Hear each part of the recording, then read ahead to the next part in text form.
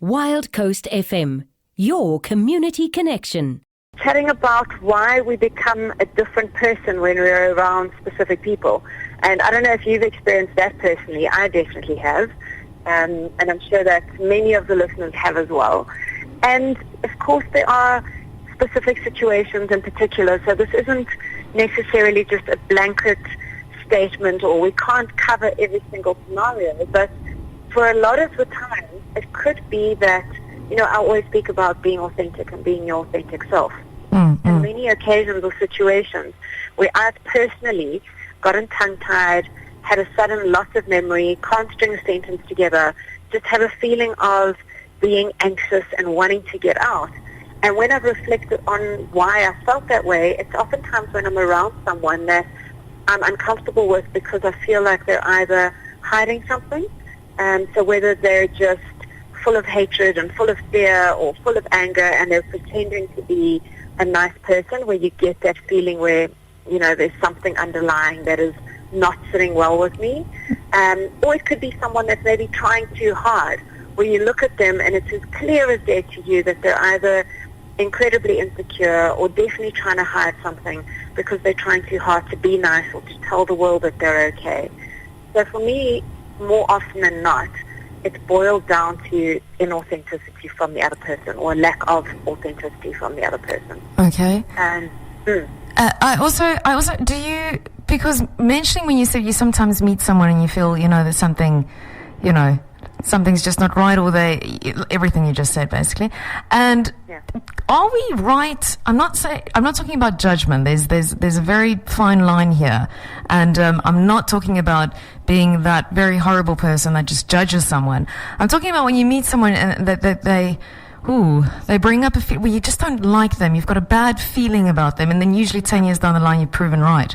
You know, do we act on that? Do we get burnt? What do we do? Or do we just go to the person and say, hey, why are you giving me a bad feeling?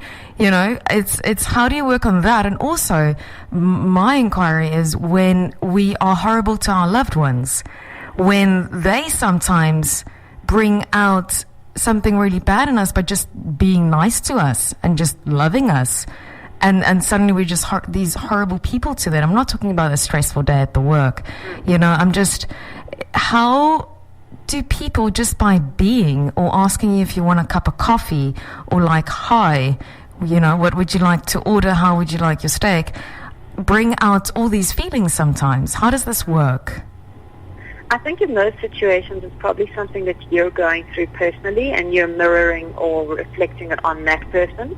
So either it's something that they've said or the way they've said it or how they're being that is triggering something in you that maybe you recognize, or perhaps you're not in a good space for whatever reason, and because they're being so nice to you, so desperately want to be what they're reflecting, that you're getting annoyed, angry, frustrated, and short-tempered.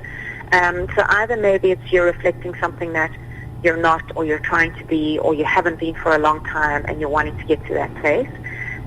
So perhaps if it's with a loved one, it's check yourself first. So maybe it's actually got nothing to do with them, but if that has changed, maybe it's something internally, or maybe it's something that they've done in the past that has triggered you and you've just kept it pent up and you haven't spoken to them out of fear of hurting them or disappointing them or embarrassing them or whatever.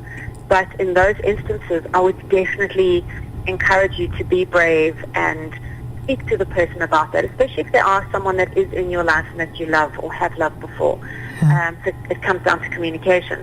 When it's a complete stranger and you've got no reason to judge them, so it's not that someone has told you something negative about them, so you've got no reason to judge them at all, I would say trust your gut instinct. You know, it's that part of us that's made, you know, I do believe that we're body, mind, and soul. And sometimes it's that part of your soul or your spirit that is disconnecting to something in them. So whether you believe in energies or you believe in God or you believe in angels or whatever those messages are, sometimes it's something inside you that is picking up something negative from them. So in an instance where it's a complete stranger, you know, I would heed with caution, and I've learned to be that more as I've gotten older, where when I was younger I would just give people the benefit of the doubt every single time until they prove themselves, you know, wrong. Whereas now I don't go in with judgment and saying, oh, you need to prove yourself to be decent enough.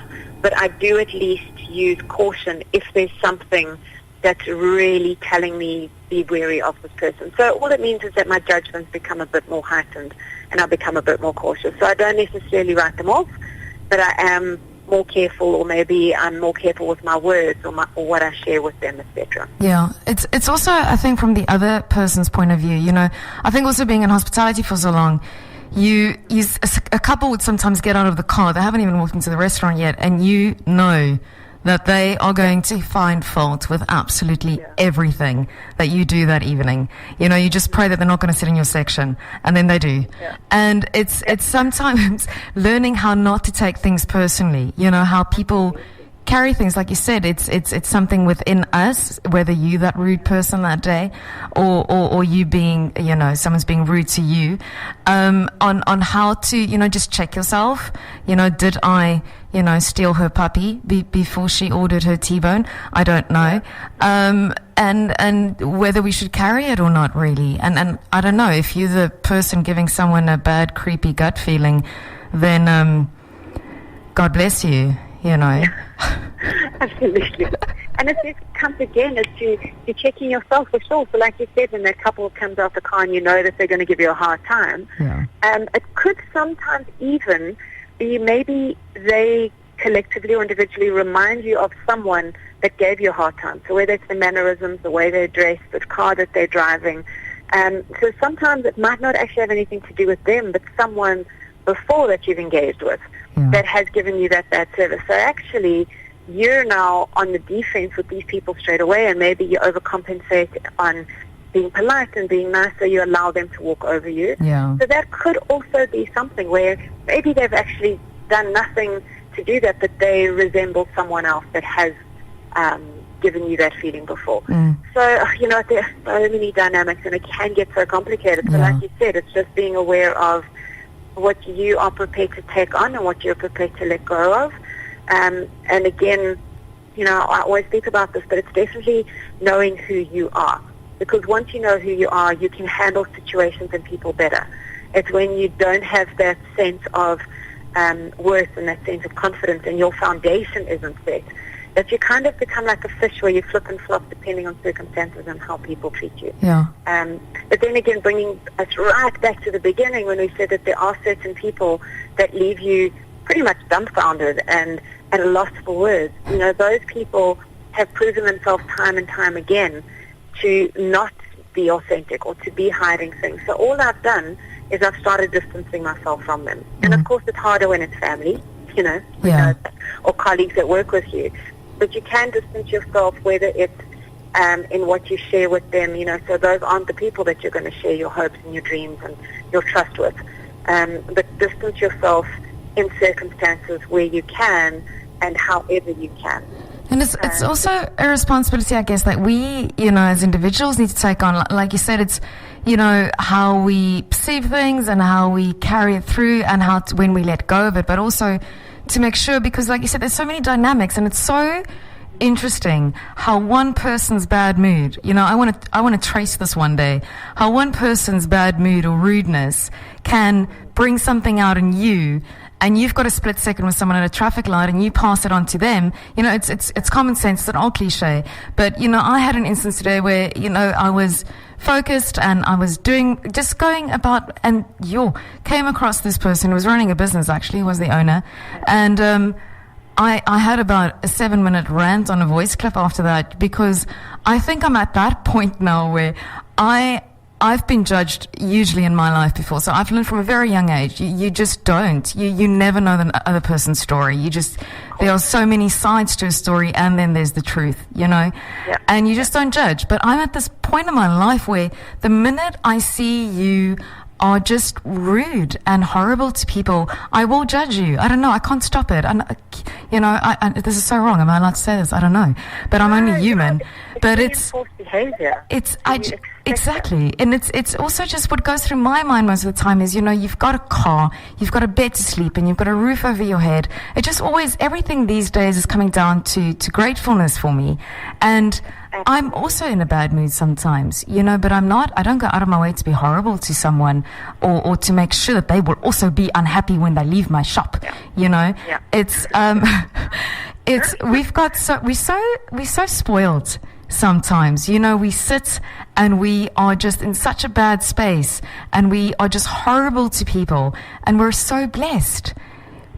Everything around you can just be translated into light and gratuity, and just being strong sometimes. Life isn't easy. And I just, I was willing to name and shame this evening. That's how horribly this person did me in with her rude manners. You know what, and it's such a tough one. It's a fine line because it's, do you name and shame them and cause them huge amounts of pain or lack of customers and stuff, or is that the lesson that someone needs sometimes? This is, it's a tough call. But what made me more angry when I was on the voice clip, I realized halfway through was the reason why I was so angry. There we go. The reason why I was so angry is because I didn't say anything. Automatically I couldn't believe the audacity, and immediately I became a bit, really angry. People remind me of, who's that man with the little shotgun in Roadrunner? Is it Roadrunner? Well, he's so angry all the time and he's jumping up and down. He's really short and fat. Yeah. When you get angry, I don't care who you are, what you look like that to me. Because sometimes in the Western world, when we're so blessed and we get that angry about a little thing, that's what you're pathetic to me, And it's then sometimes it gets to a point where it doesn't offend me. I just kind of milk it a little. I kind of get into the act with you. Like, oh, really? Oh, no. You get just caught up in the whole thing. But actually what should have been done is I should have just, instead of just walking out after having my fun, I should have said to her, ma'am, you're running a business here. You've been incredibly rude since I made the first call an hour ago. And I feel insulted and I will not come back here with my business. I think we need to stand up for ourselves as well, because just because I'm a client doesn't mean... Absolutely. You vote with your money. Yeah. So that is what's going to cause her more pain than anything else, is if you don't support her anymore. But obviously, if you've told your friends or family or whatever, they're not going to go either. So you are doing her a favor if you tell her that, or remind her that she's got a business and, that's not the way to deal with business. And sometimes she won't really care, or the person won't care, or they won't hear it because they think they're in the right. And then so be it. Walk out, wish them love and wish them life, and take your business elsewhere. Yeah. But I'm glad that you pointed out that we are human. We do get into these moments, and we do sometimes catch ourselves looking back and think, good grief, I got sucked into that very quickly. And that does happen. And, and I'm not saying that if it becomes a habit, definitely look at that. But if it happens once in a while because you've had a whole lot of stuff happen in your life, or bad news, or people treating you badly, or something, and it's just culminated where you've snapped, that's where, like you pointed out, making time for being grateful, making time for meditating will help you cope better with those situations. Yeah. So it doesn't mean it's not going to happen. It all happens to all of us at some point. But at least if you're practicing meditation or gratefulness or thankfulness, it is going to help you cope better. And ultimately, it's that butterfly effect that you mentioned earlier. If you're in a better place, the next person you impact, you're going to impact in a better way than, recreating what you've just experienced with the other person. Yeah. So it's completely butterfly effect. Yeah. And that's where, when we speak about just one thing, it's doing just one thing to uplift the life of another being. Exactly. Because the likelihood of them going out and doing that to someone else means that collectively we've just made this world a better place, even if just for a minute or two. I think this woman's going to need like 50 people to be nice to her before she's going to be nice to someone else. Well, love and light to her. Exactly. Petra, we've got to go. I'm so sorry. This is all my fault for cutting you off. It was so lovely chatting with you. Thank you. Thank you very, very much.